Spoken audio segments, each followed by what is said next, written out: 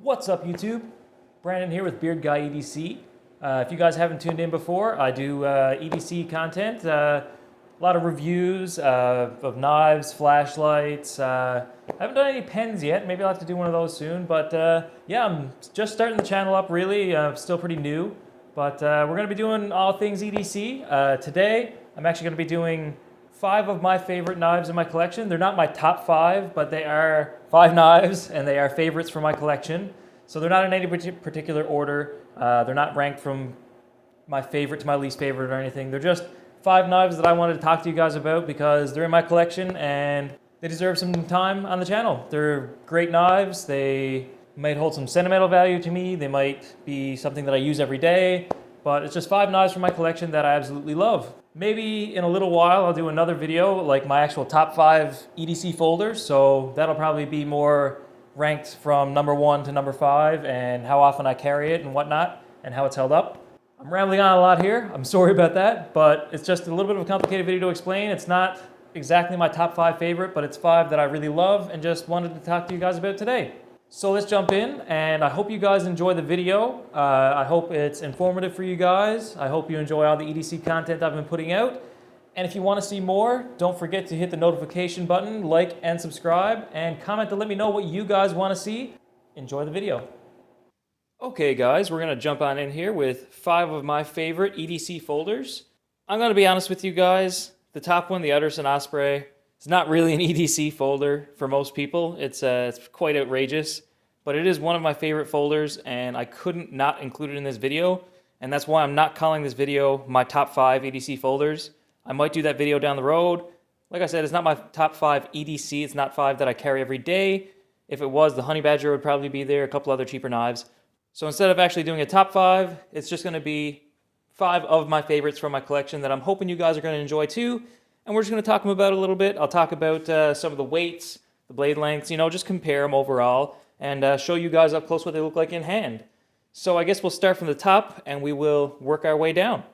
First up, we have the Artisan Osprey, the Artisan Cutlery Osprey, I should say. This is in brass and D2. That's a big chunk of D2 there, 0.14 inches thick. And the blade on this guy is actually 3.625 inches long. So it's got quite a large blade. Pretty heavy, I'm not going to lie. It feels big in the pocket. It weighs you down a little bit, especially if you're wearing sweats like I am right now. This knife is going to weigh down your pockets pretty good. So it's more suited for if you're wearing jeans, something that's really going to be stable on you. It thwaps open. When it opens, you know it's open. It opens really well. The action is beautiful. It's kind of hard for it not to be when it's so heavy, but the bearings are great. It opens up really smooth. Of course, it's drop shut because it's on ball bearings and it weighs a freaking ton. So it does drop shut, opens up nicely, feels nice in the hand. It got an ambidextrous deep carry pocket clip you can change over there. So there's just a little plate you'd remove and put the clip in there instead. Pretty cool. Has a little bit of patina on it and a couple scratches, obviously. I haven't cleaned it recently. I'm trying to let it build up a little bit. Looks pretty nice. So yeah, it's 8.5 inches overall length, so it's quite a long knife overall. It weighs about 8.7 ounces, so almost 9 ounces with this brass setup. It's pretty heavy, not gonna lie, it's gargantuan. Like I said, it's not gonna be an EDC folder, not something you're gonna carry on you all the time because it's just not that practical. But it is fun, and it's a great conversation starter, and it's fucking gorgeous. Like it feels nice in the hand. The action is amazing, and it's eye-catching. There's no doubt about it. When this thing opens up, it's going to catch some heads. You're going to turn, and you're going to look and be like, wow, what is that? Even if you're not a knife person, it just looks nice. It looks like an expensive knife, even though it's actually kind of cheap. I think this guy is like, they're not available now, but when they were available, they were only like $65 US or something like that. It's not bad at all. It's a SMKW exclusive with the brass, so it's not available everywhere. I suppose you could buy one and buy brass scales for it, but this is actually the SMKW exclusive. So that's the Artisan Cutlery Osprey in brass and D2. Absolutely love that knife. That's kind of the first more premium knife that I got me into getting more expensive knives. Before this, I always bought knives at Canadian Tire, just your typical Gerber or Buck. I did collect them, no doubt. I had a collection of knives, but it was just low quality. And once I got this guy, I actually got it from a EDC group on Facebook. Absolutely loved the knife, and once I felt the quality of something that was on bearings and actually had a good steel, it still has an absolute razor's edge on it. Like, this thing is like screaming sharp for D2. I love this knife. So that's all for the Artisan Osprey. Next on the list, we are going to look at the TwoSun TS255 Relentless, designed by a close friend of mine, Bill Nottingham, signified on the blade there with Bill Notty Designs, if you can see that. Beautiful knife, almost a hydraulic action. Snappy as hell and shiny as hell. The 14C28N is razor sharp with a super slicey flat grind, super thin behind the edge. I absolutely love everything about this knife. The cutouts, the way you can hold it in your hand, it feels amazing. Bill did a great job on the design, and TwoSun knocked it out of the park as far as materials go. They could have went a little better with the blade steel, but for the uses that I've had with this knife, light duty, it hasn't been so bad. I've just stropped it, and it's stayed pretty well razor sharp. Maybe that's in part due to how thin it is behind the edge, but the action on this guy is just incredible. Like, it's literally like hydraulic. Beautiful action. Ambidextrous pocket clip, you can move that over there, single screw. There's only 2 screws to take this apart. There's only one standoff there and your pivot. That's it. You take those out and the knife comes apart. Super easy. Great for service. The blade length on this guy is 3.5 inches, which in my opinion is a little bit large for EDC, but it works well. It's going to be great for everyday carry for most people, unless you don't like a large knife. It feels nice in the hand with the titanium. I definitely like the carbon fiber. The texture is great. It's almost marbled. It feels lovely on the hand. The action is just to die for on this thing. I love how snappy it is and how smooth it is at the same time. The harpoon point on that blade is mwah, like perfect. Love it. And overall, this guy is 8.3 inches, so also a pretty long blade overall. And I think he's going to weigh in at 4.7 ounces, so just under 5 ounces. That's in part due to the titanium. It's very light, and it's a frame lock, so there's no stainless steel liners in there. You just have that one little stainless steel lock bar in there, right in here, so you can see that's bolted in. And yeah, that's just there to lock up with the blade. And the handle scales are titanium frame lock with a titanium backspacer. So it's a beautiful knife. Great size for EDC. It's a little on the large side as far as blade length, but if you like a long EDC blade, some people do. I know I enjoy a bit of a bigger EDC some days. This is a great knife, and it's going to do most of your purposes. It's going to do most of your tasks without complaining too much. It's a great pocket knife. So that's the TwoSun and the Artisan knocked out. Next, we're going to have a little talk about the QSP Penguin. I know we've talked about this knife before. I've mentioned in a couple other videos where I've done a review on it, or the top 5 under $100. I also mentioned it in that video. But it definitely deserves to be in this video as well. You can't talk about the QSP Penguin too much. These things are amazing. They are great EDC folders. They're cheap, and the action for a washer knife is wildly impressive. It's super snappy. Like, this is on washers, and it's just not quite drop shutty, but for washers, man, that is smooth. I love this knife. It's snappy as hell. The blade length is great at 3.125 inches, just over 3 inches, which is around more my taste for EDC. 3.5 is a little on the large end, but like I said, a 3.125, just around 3 is pretty well perfect for most of my tasks. Overall, the QSP comes in at 7.1 inches, so not super long, not too heavy either at 3.17 ounces. So it's pretty light in the pocket with the micarta. The stainless steel liners are pretty thin, so it's not too heavy in your pocket. Nice deep carry pocket clip as well, so when that's riding in there, it's not going to take up a whole lot of real estate, and you won't see the pocket clip sticking up out of your pocket. I got a couple scratches on it. As I said, I've used this knife quite a bit. Sharpened it a few times. I believe right now it's at a 1000 grit edge stropped off, so a little reflective, not mirrored, but I find the D2 performs well at 1000 grit. Definitely nice and sharp. Overall, the Penguin is a lovely EDC knife. It's great for the budget. Good materials with the D2 steel. My only complaint about D2, same thing with the Osprey, is that it's going to corrode. It's a tool steel. It is not stainless. But with the Osprey, it's not such a big deal because with the brass, I had to worry about patina anyway, so I'm going to be doing regular cleaning and stuff and oiling regardless. The QSP Penguin, I'm going to be avoiding oil because the micarta will soak the shit out of that. So I try to keep my hands as clean as I can while I'm using it to try and keep the micarta clean. There definitely is some oil soak in it. You can see it's definitely a lot lighter around the pocket clip and around the screws. But it's no big deal. It's expected for sure with micarta. I'll just clean it up one of these days. Not today, obviously. But the QSP Penguin feels great in the hand. It's got some jimping on the blade. It's got a nice nice liner lock. Good smooth bearings. It's got some smooth washers. Can't complain about the action. For the price, the QSP Penguin is definitely a great EDC folder to have in your collection. And I have used the shit out of mine, and I freaking love this thing. Great for breaking down boxes, opening packages. Very nice for precise tip cutting. Absolutely love the Penguin. Definitely one of my 5 favorites in my collection. Not my top 5, like I said. This is no order. These are not ordered as in this one's my favorite. I'm just talking about these knives because they're some of my favorites in my collection. And I just want to share with you guys what I like in an EDC knife. And you guys let me know in the comments what you like to see in an EDC knife. And maybe I have something like that in my collection that I can bust out and do a video on for you guys. But next on the list, we're going to take a look at the Benchmade Mini Bugout. I've had this one on the channel a few times as well. I do a lot of maintenance on this one. I try and keep the white clean as I can. I disassemble and clean this guy quite frequently. This one was done just a few days ago actually, so very drop shutty right now.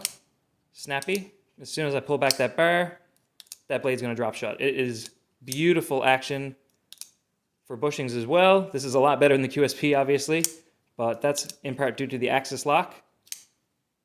Super beautiful action on the Benchmade Mini Bugout. It's so light, guys. Like, you don't understand how light this knife is. I thought it was going to be light from reading the specs, but once you feel it in your hand, it literally disappears in your pocket. It feels like there is nothing in your hand. It weighs 1.5 ounces overall, so that's literally nothing. It weighs 1.5 ounces compared to the Artisan Osprey that weighs 8.7 ounces. So just take that into consideration, how light this knife actually is. The Benchmade blade comes in at 2.82 inches, so just under 3 inches. A little bit small for EDC, but I still like it a lot. The S30V is super sharp. I've only ever stropped it. I haven't actually had to sharpen it yet. It's still razor's edge and performing very nicely. So no complaints on the Benchmade on that front. Overall, it's 6.49 inches, which is quite nice actually. It's great because I can actually get a 4-finger grip on it, even though it is a mini. This is not the full-size Bugout, and I can still get a 4-finger grip, put my thumb on the blade there, and it is great for like whittling, doing tip cutting, anything like that. This knife feels awesome. It's super light, super small, disappears in your pocket, great for hiking or anything like that, where you don't want to be weighed down. The Mini Bugout is so light, you guys. Like, you don't understand until you feel it. You definitely have to handle one, and once you do, you might want one, you might not. It depends if you like a lightweight knife. I definitely do enjoy a lightweight knife, and yeah, I carried this guy every day for a nice while. Absolutely love my Mini Bugout. Up next, we're going to take a look at the Banter. Now, this guy has kind of taken the place of the Mini Bugout. It's kind of stolen my heart, to be honest. Ever since I got the Banter, I've carried it almost every day. Besides a few days, I've given other knives a chance. The action on this is incredible. It's on bearings, thumb stud, dual thumb stud. So there's blue thumb studs on each side of the blade, so you can thumb flick it, or you can reverse flick or spotty flick, whatever you want to call it. You can do that, and it just opens every freaking time. The action is, you can't ask for a better action than the Banter. Closing it is easy. The size of the blade, honestly, I do like a little bit better than the Mini Bugout, just because you have a bit more meat behind the edge. You have a much wider blade. So I like to have a bit more blade surface, and the Banter definitely offers that up over the Mini Bugout. It's just super snappy, beautiful, beautiful lines, super simple, nothing too crazy with the design. Deep carry pocket clip, knife name, I love that, it's just simple. S35VN steel, which is like one of my favorite steels, I gotta say. Definitely, for me, a little bit better than S30V. It's been a little bit harder. I can definitely tell that it doesn't need to be stropped as often. It's still razor sharp, like screaming sharp. And I've definitely used this Banter. There's no doubt about that. I've broken down some boxes. I've done all kinds of shit with this. Absolutely love the Banter. The Banter comes in at 2.875 inches on the blade, so it's a little bit longer than the mini Bugout, not a lot. Just ever so slightly. Like, you can almost not see it on camera. It's just ever so slightly longer. And 6.5 inches overall. So 6.49 inches on the mini Bugout. So we're splitting hairs. Like, they're pretty much the exact same size knife. Only, like I said, you get a bit more meat behind the edge with your Banter. Also, you get a slightly better steel with the S35VN. The wee Banter also comes in at 2.61 ounces, so it's definitely a lot heavier than the mini Bugout. It's G10, and there is a full liner lock on one side, and then you have just a small pivot liner on the other side. I know I've done a disassembly video. You guys can check that out if you want to see the internals of this knife. But there is a liner lock on one side, a full liner, and then the other side just has partial liners.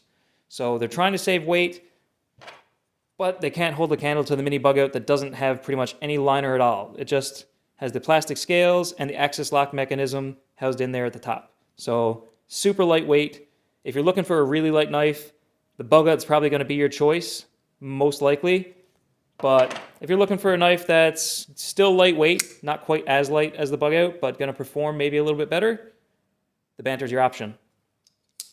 Absolutely love my wee Banter. There's no way that wouldn't have been on my 5 favorites, whether it's a top 5 or not. The Banter and the Bugout were going to be there. Those are my 2 go-to EDC knives. I carry them every day interchangeably. Between the 2 of them, one of them is on me every day. Guaranteed, one of those knives. I like a small knife that's super capable.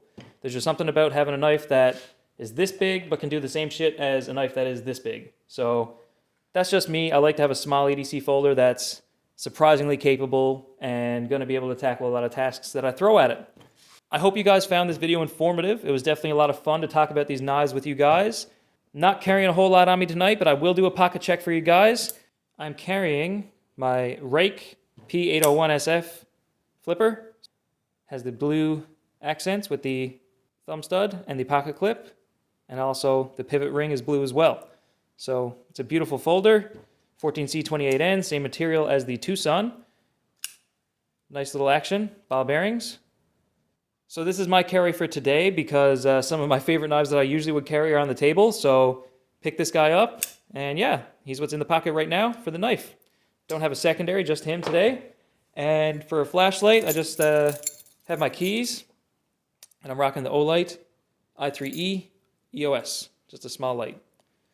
I hope you guys enjoyed everything. Subscribe and like if you want to see more like this. I'm definitely going to be putting out a lot more content. Like I said, I'm probably going to do an actual top 5 where I talk about my most carried EDC knives. This isn't that video.